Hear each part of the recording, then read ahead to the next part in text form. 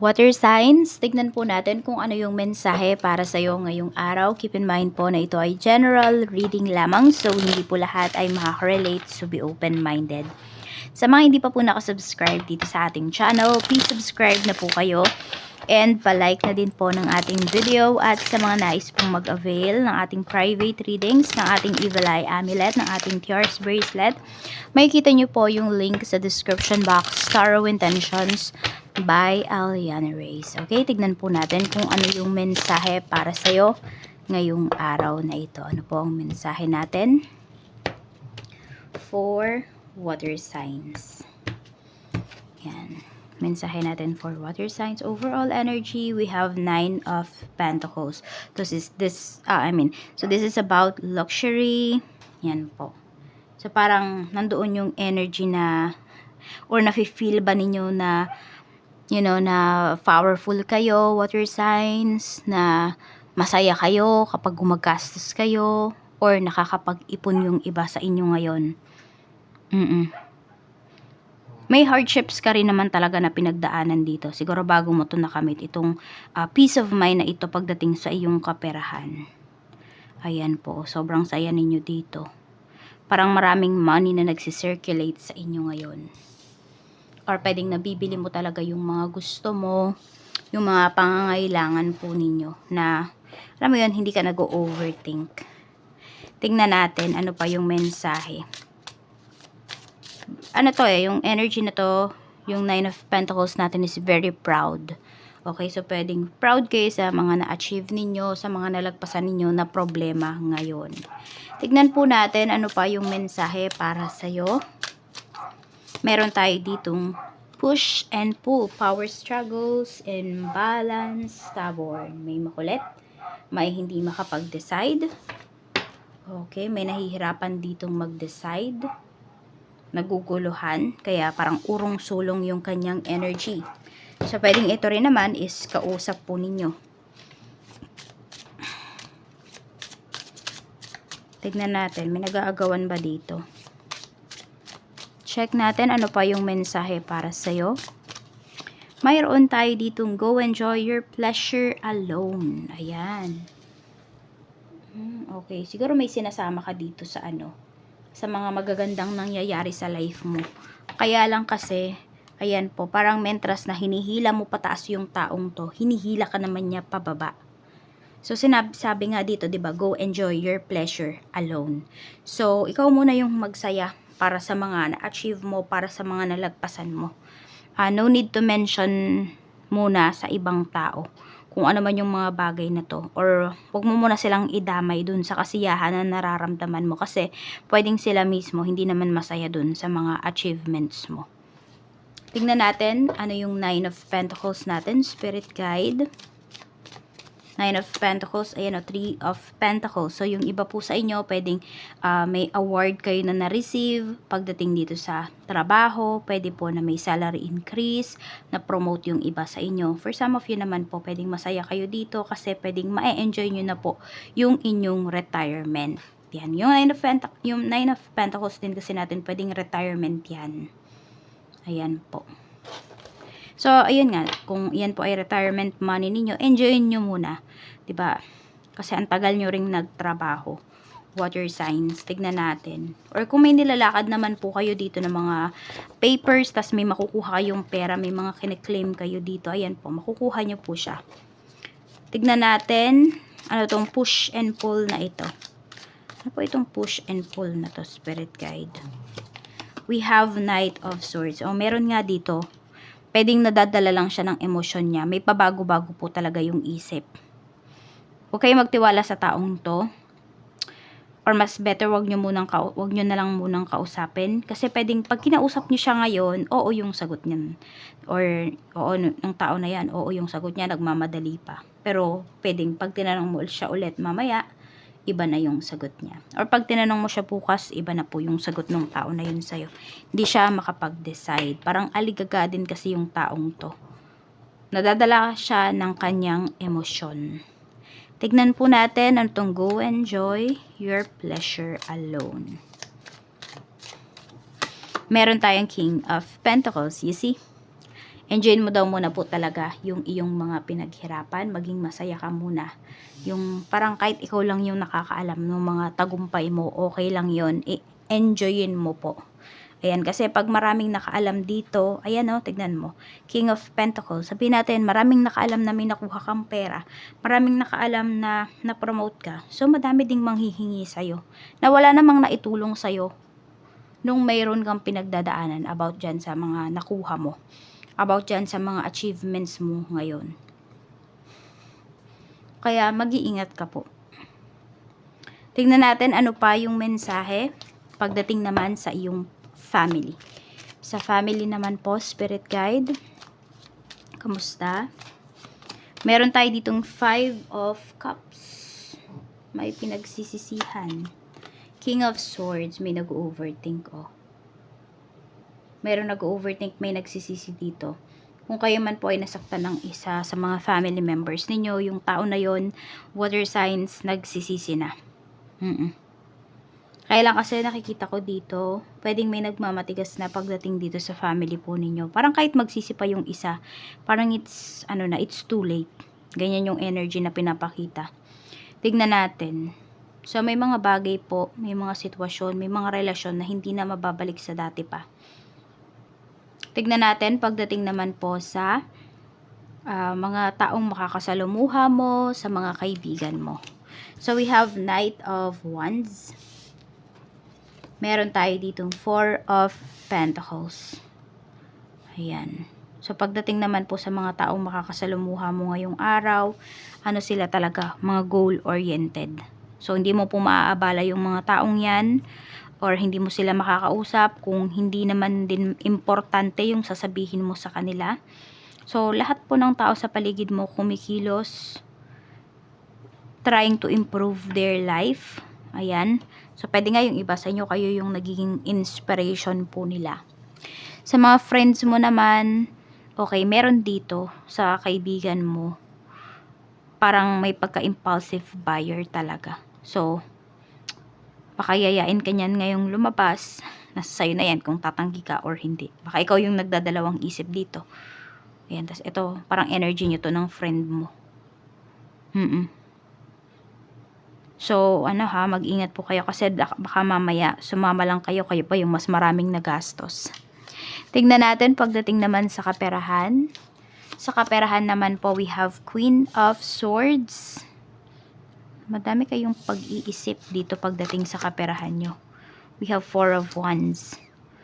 Meron ba nagbabalak ditong magpagawa ng bahay, magpa-renovate? Or pwedeng magpagawa ng sariling bahay? Pwedeng yun po yung iniisip niyo. Basta more on about sa bahay, about sa pagpapatayo, yung iniisip niyo dito pagdating sa inyong pera. Meron dito, ready na yata kayong mag-family. Check natin. Ano pa yung mensahe pagdating naman po sa mga may utang na water signs. Tignan natin kung kayo po ay makabayad na bago matapos ang taong ito.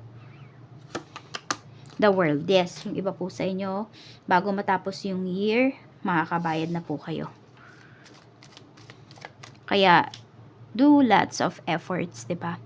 Kung meron kayong alam na pagkakakitaan, i-push nyo na yan. Huwag nyo nang i-delay. Huwag nyo nang, i-procrastinate yan. Tingnan natin, pagdating naman po sa mga may utang naman po sa inyo, we have the Hermit. Magbabayad naman po, kaya lang parang pahirapan pa kasi. Parang hindi nyo ba mahagilap yung tao? Parang pinagtataguan na kayo. Ganun yung dating kasi dito. Pero once na makausap nyo naman, magbabayad naman po yan. O, kaya lang kung ayaw naman makipag-usap, diba? Nagigets nyo ba? So, meron dito pinagtataguan na kayo. So, pag nakita nyo, ayun, mapipilitan lang magbayad. So, hindi bukal sa loob, no? Pero nung pinahiram mo, yung pera na yun or pinautang mo sa kanya, kahit na may problema ka, water signs, tinulungan mo pa rin. Ngayon na ikaw na yung nangangailangan ng pera mo, hindi mo na mahagilap. Tignan natin kung may binibenta po kayong property. Tignan natin, okay, yung specific na property na binibenta ninyo ngayon. Tignan po natin kung mabebenta nyo ba yan ngayong August. King of Cups. Meron po kayong makakausap dito. Tignan natin. We have the Tower. Yes, mabebenta nyo, biglaan lang po yan. So, parang kunwari may nag-message lang sa inyo or meron lang gustong makita yung, ano ba yun? Ano yung tawag doon? Yung sa site? Diba, titignan lang niya. Site visit, parang ganon. Pero, ayun po, pwedeng kukuhanin na nung tao. Magugustuhan niya po talaga yung property na binibenta po ninyo. Or sabi natin, baka yung iba sa inyo, sasakyan yung binibenta po ninyo, buy and sell yung iba sa inyo. Ayan po. Tignan natin, biglaan lang to. So, expect the unexpected bago matapos ang August. Tingnan po natin pagdating naman sa mga nag-apply ng trabaho. Check po natin. So, yung kaka-apply lang nitong August. Queen of Wands, napakaganda po ng energy ninyo ha. Pwedeng-pwede talaga kayong ma-hire dito. Kaya naman pag sa interview ninyo talaga, galingan po ninyo. Tignan natin pagdating naman po sa mga may current job. We have 5 of Swords. So, parang may garapalan na nangyayari dito pagdating sa trabaho. May agawan akong nakikita. Yan po. Hindi ko alam kung ikaw ba yung pinag-aagawan dito, water signs. Kasi may isang grupo na gusto nila, dun ka sa kanila. O may isa naman gusto sa kanila ka. Bakit? Kasi pwedeng mapakinabangan ka nila dito. Kaya piliin mo na lang talaga kung saan ka ba komportable. Sino ba yung sasamahan mo dito. May mga paninira din pagdating sa work. Yung iba sa inyo parang toxic, no? Yung inyong trabaho, yung inyong workplace. Tignan natin pagdating sa mga coworkers mo. We have Knight of Pentacles. Yan, mga mapaghanap ng mga co-workers mo. Pwedeng merong mga nagbabalak dyan na umalis na. Pagdating sa work kasi hindi nila na-feel na dyan sila mag-grow. Tignan natin pagdating naman po sa mga, ayan, sa mga may negosyo. We have Ace of Cups. Meron tayo ditong Justice. Ayan po. Ang ganda naman po ng inyong negosyo ngayon. Yung sales ninyo, nag-uumapaw po yan. Ibig sabihin, madami kayong sales. Pwedeng kota po kayo ngayong araw. So, tignan nyo lang po yung inyong, maging honest lang ba kayo doon sa inyong mga kliyente. Tapos, yun din, tignan nyo rin po kasi baka sabay-sabay namang magsibilihan yung mga clients mo, yung mga customers mo. Baka malito po kayo dito. So, yun. Mag-ingat po kayo kasi baka mabayaran kayo dyan ng mga fake money. Check natin pagdating naman po. Mas maganda na yung yung alerto po kayo. Check natin pagdating naman po sa mga nalulugi yung business. Okay. Sobrang mahihirapan po kayong makabawi. Ay, yung iba sa inyo, parang i-give up nyo na tong business ninyo. Actually, yung iba po sa inyo, kasi parang ang pinapakita na lang talaga dito, mahihirapan lang po kayo pag pinush ninyo yung gusto ninyo. Kung gusto nyo pang ipagpatuloy yung business na to, wala na kasi ako nakikitang growth. Pwedeng, it's either, magbago kayo ng brand, or magbago kayo ng mga produkto, ng industry ba, na papasukin po ninyo pagdating dito sa business. Yung iba naman po sa inyo, pwedeng nasa maling lugar lang kayo. Kaya kung makakahanap po kayo ng mas magandang place, mas magandang lugar, location, pagdating dito sa business ninyo, pwede po na magbago, may pagbabago. So, tignan natin yan. Kung lilipat kayo ng lugar, diba, ng location, mas magiging okay ba yung business nyo? Yes po. Yan.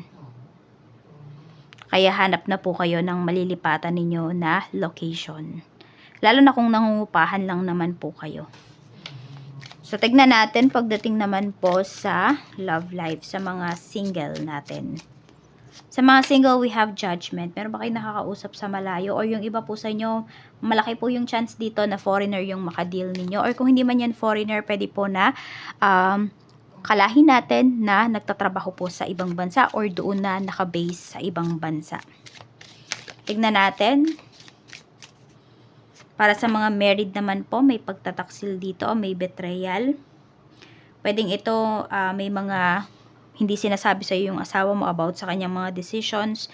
Pwedeng sabihin natin, decisions niya about sa sa trabaho, nag-resign na pala siya, hindi niya sinasabi sa'yo. Meron din po dito, pwedeng nagbibigay siya sa parents niya, sa kapatid niya, pero hindi niya sinasabi sa'yo. So, hindi kayo masyadong open dito. Parang nagpapakiramdaman yung iba sa inyo.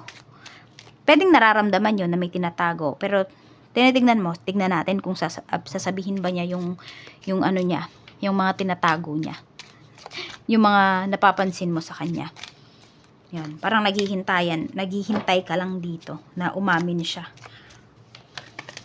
Pero hindi ko nakikita na aamin yung taong yan, yung asawa mo. Tignan natin pagdating naman po sa mga magkarelasyon. Sa mga magkarelasyon, we have the Magician. We have 6 of Wands. Ayan naman po. Efforts naman kung efforts sa'yo yung person mo. Pinapakita naman po dito na pwedeng mauwi ito sa kasalan. Yung relasyon po ninyo. Maganda yung energy na pinapakita dito. Tsaka happy kayo sa mga achievements ninyo. Sabi natin, yung achievements ng person mo, yung achievements mo, very proud kayo sa isa't isa. Sa mga na-achieve po ninyo as an individual and as a couple na din. So, ayan lang po ang mensahe. Maraming salamat po. Mag-iingat kayo always and more blessings to come.